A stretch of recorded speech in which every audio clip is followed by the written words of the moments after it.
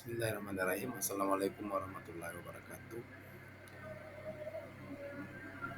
Tugas koneksi antar materi modul 3.1 pengambilan keputusan berbasis nilai kebajikan sebagai pemimpin oleh Muhammad Daniel SPD MPD, calon guru penggerak angkatan 10 kelas 025 Sulsel, Kabupaten Bulukumba.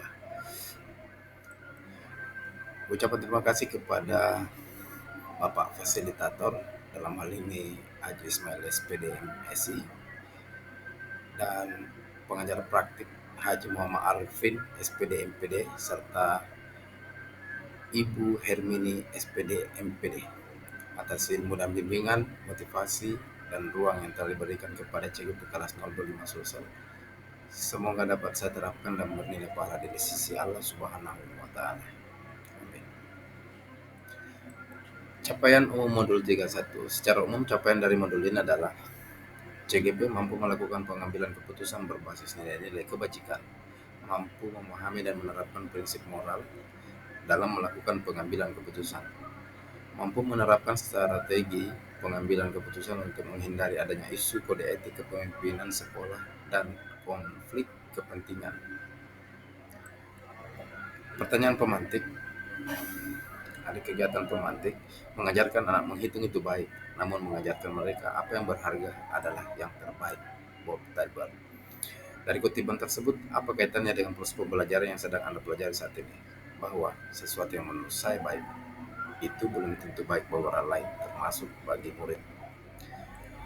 Bagaimana nilai-nilai prinsip yang kita anut dalam pengambilan keputusan dapat memberikan dampak pada lingkungan kita? Menurut saya, nilai dan prinsip yang kita anut berdasarkan nilai-nilai kebajikan. Saat kita memegang teguh nilai kejujuran, integritas, dan tanggung jawab, maka dalam menghadapi masalah kita akan selalu berpedoman pada nilai-nilai tersebut dalam mengambil sebuah keputusan. Jika keputusan yang diambil bertentangan dengan nilai yang dianut, kita akan menolaknya dan menimbulkan rasa tidak nyaman. Bagaimana Anda sebagai seorang pemimpin pembelajaran dapat berkontribusi pada proses pembelajaran murid dalam pengambilan keputusan Anda? Sebagai pemimpin pembelajaran, saya memiliki peran untuk menciptakan pembelajaran yang berkualitas yang berpihak pada murid. Kompetensi yang saya miliki dapat berkontribusi terhadap tercapainya pembelajaran yang berpihak pada murid. Menurut Anda, apakah maksud dari kutipan ini jika dihubungkan dengan proses pembelajaran yang telah Anda alami di modul ini? Jelaskan pendapat Anda. All education is the art of making men ethical, of transforming the old Adam into new Adam. George Wilhelm Friedrich Hegel.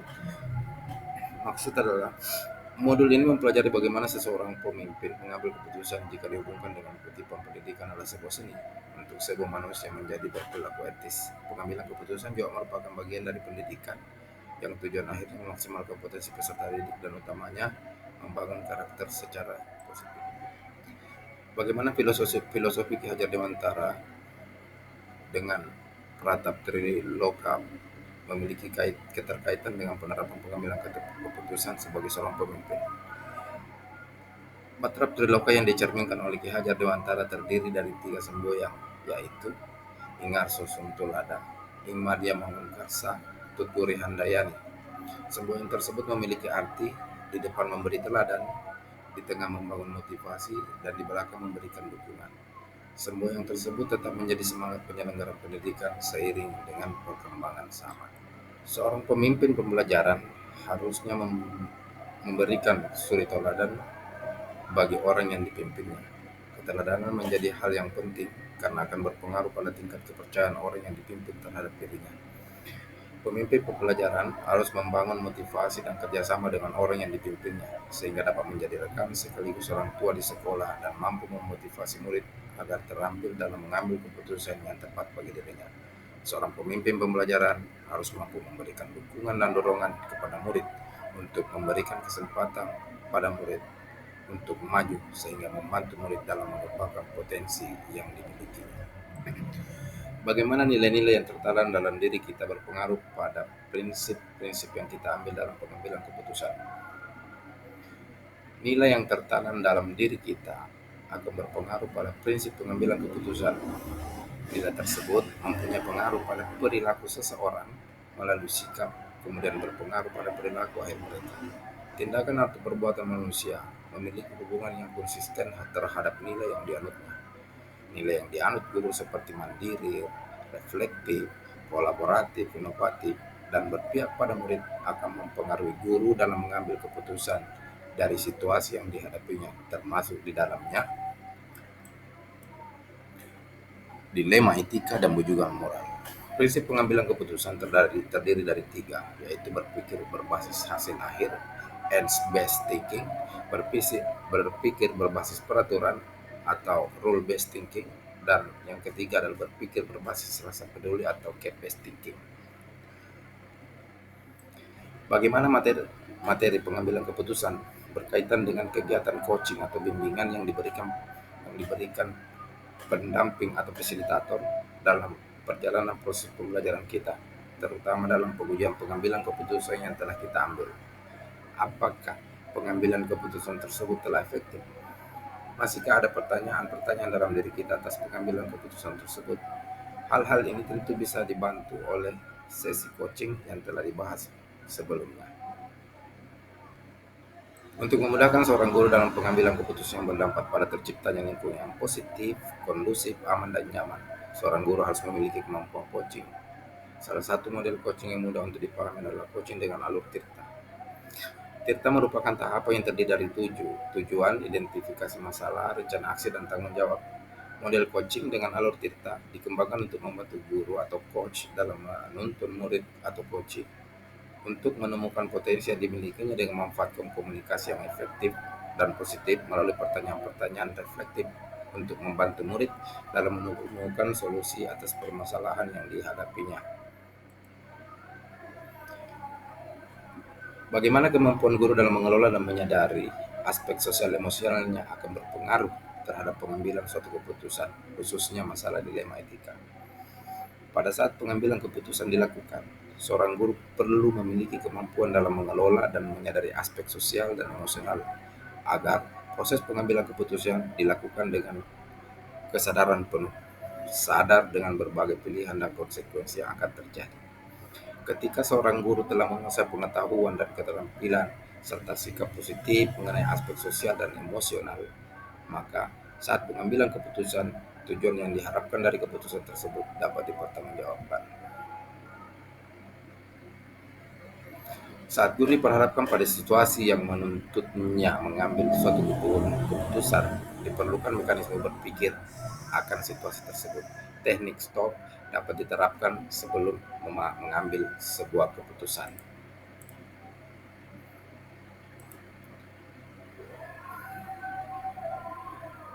Selanjutnya, bagaimana pembahasan studi kasus yang fokus pada masalah moral dan etika kembali kepada nilai-nilai yang dianut seorang pendidik. Dalam menjalankan perannya sebagai seorang pendidik, tentunya akan selalu dihadapkan pada situasi yang mengandung dilema etika maupun rujukan moral. Ketika mengalami situasi seperti ini, diperlukan 4 paradigma dilema etika, 3 prinsip pengambilan keputusan, dan 9 langkah pengujian dan pengambilan keputusan, sehingga pendidik bisa mengambil keputusan dengan tepat dan kemungkinan risiko yang kecil. Pengambilan keputusan ini tentunya tergantung dari nilai-nilai yang dianut oleh seorang pendidik. Nilai yang dianut akan memberikan pengaruh besar terhadap cara kita menghadapi situasi dan pengambilan keputusan. Bagaimana pengambilan keputusan yang tepat? Tentunya berdampak pada terciptanya lingkungan yang positif, kondusif, aman, dan nyaman. Pengambilan keputusan yang tepat oleh seorang pemimpin akan berdampak pada terciptanya lingkungan sekolah yang positif, kondusif, aman, dan nyaman.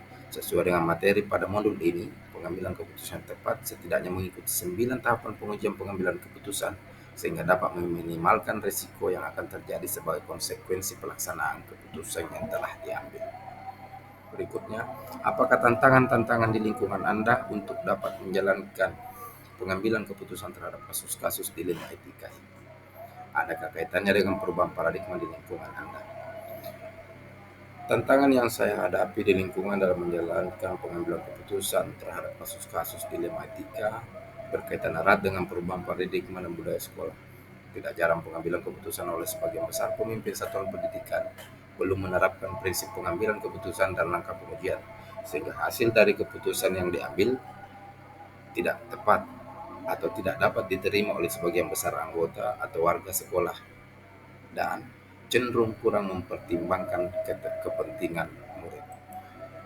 Apakah tantangan-tantangan di lingkungan Anda untuk dapat menjalankan pengambilan keputusan terhadap kasus-kasus dilema etika? Adakah kaitannya dengan perubahan paradigma di lingkungan Anda? Ini jawaban lanjutan. Selain itu, kurangnya keterlibatan untuk membangun komitmen bersama oleh seluruh warga sekolah menjadi tantangan dalam pengambilan keputusan, sehingga melahirkan ketidakpuasan akan hasil keputusan yang diambil oleh pimpinan.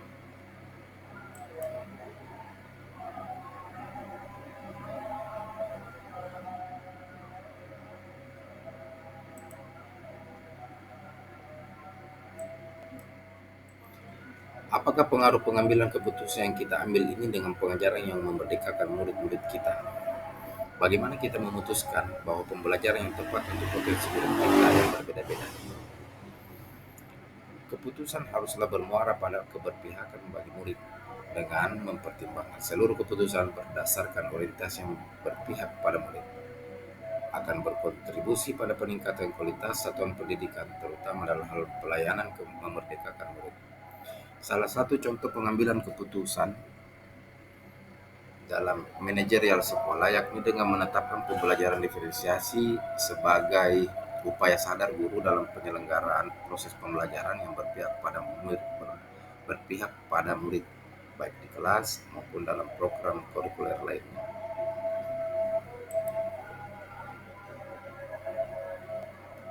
Bagaimana seorang pemimpin pembelajaran dalam mengambil keputusan dapat mempengaruhi kehidupan atau masa depan murid-muridnya?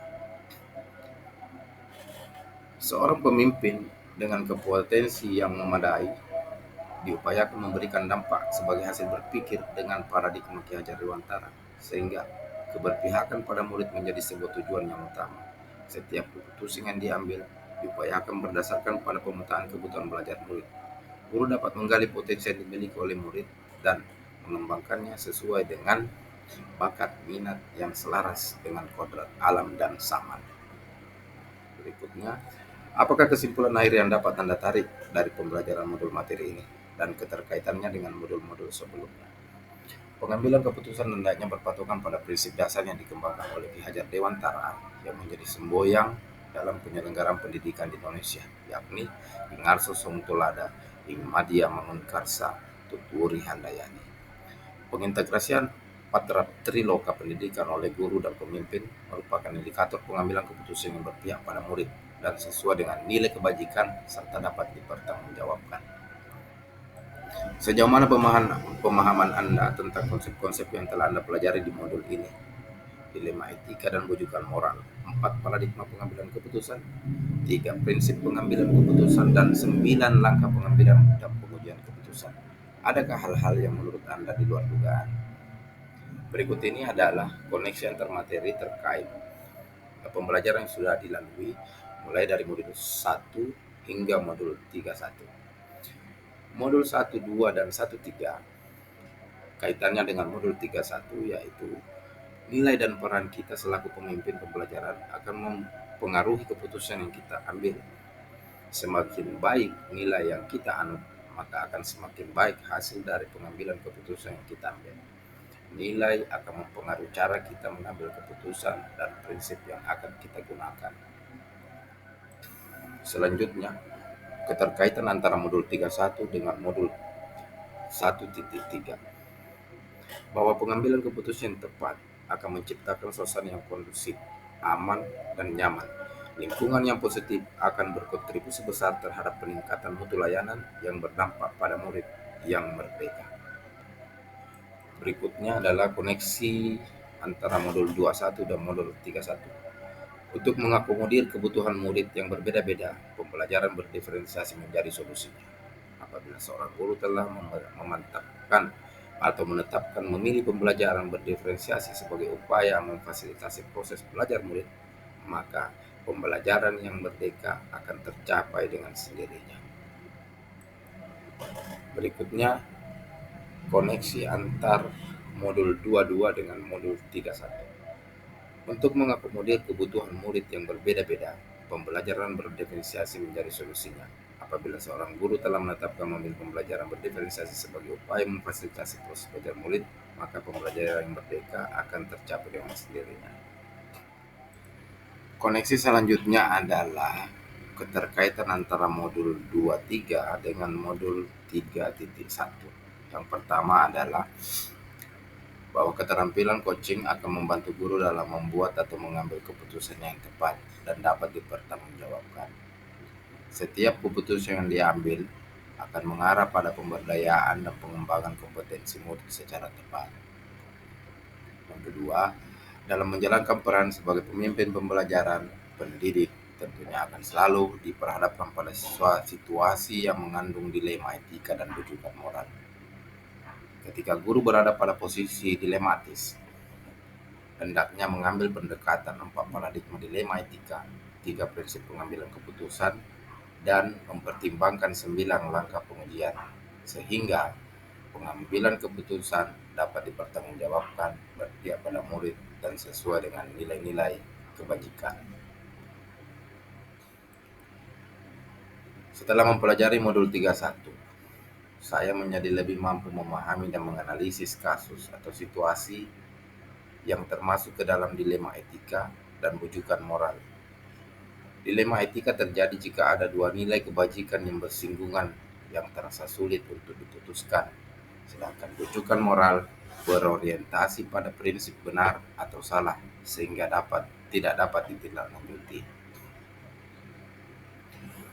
Selain paradigma, saya juga memahami 3 prinsip pengambilan keputusan, yaitu berpikir berbasis hasil akhir atau end-based thinking, berpikir berbasis aturan atau rule-based thinking, dan berpikir berbasis rasa kasihan atau care-based thinking. Prinsip ini dijadikan sebagai dasar pengambilan keputusan. Sebelum mengambil keputusan, hendaknya mempertimbangkan langkah pengujian keputusan yang terdiri dari: pertama, mengenali nilai yang bersinggungan, kemudian menentukan siapa yang terlibat, mengumpulkan fakta yang relevan, pengujian benar salah, uji regulasi, uji intuisi, uji publikasi, dan pengujian regulasi atau uji profesional. Kemudian berikutnya adalah, sebelum mempelajari modul ini, pernahkah Anda menerapkan pengambilan keputusan sebagai pemimpin dalam situasi moral dilema? Bila mana pernah, apa bedanya dengan apa yang Anda pelajari di modul ini?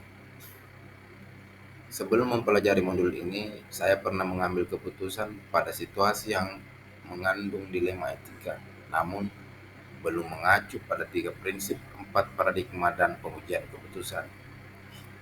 Meskipun pengambilan keputusan yang saya ambil hanya mengandalkan orientasi nilai kebajikan yang saya pegang teguh saja, ternyata dapat diterima oleh warga sekolah dan dapat berdampak pada keberpihakan pada murid.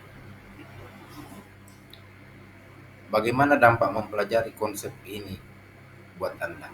Perubahan apa yang terjadi pada cara Anda dalam mengambil keputusan sebelum dan sesudah mengikuti pembelajaran pada modul ini? Sebagai dampak dari proses belajar saya dalam modul 31, saya lebih mampu menganalisis kasus atau situasi yang saya hadapi, apakah itu termasuk rujukan moral ataukah dilema etika. Pengetahuan yang saya dapatkan ini tentunya akan membantu saya selaku pemimpin pembelajaran dalam mengambil keputusan yang berdampak pada murid. Seberapa penting mempelajari topik modul ini bagi Anda sebagai seorang individu sekaligus sebagai seorang pemimpin? Modul 31 ini membantu saya dalam memahami proses pengambilan keputusan sesuai dengan alur berpikir, paradigma, dan tahap pengujian, sehingga dalam menghadapi situasi dilema akan memudahkan bagi saya dalam mengambil keputusan yang tepat. Sekian presentasi koneksi antar materi yang sempat saya paparkan. Terima kasih atas perhatian. Semoga kita selalu diberkahi dan dilindungi oleh Allah Subhanahu wa taala. Allah Subhanahu wa taala. Sehat dan bahagia selalu. Terima kasih. Assalamualaikum warahmatullahi wabarakatuh.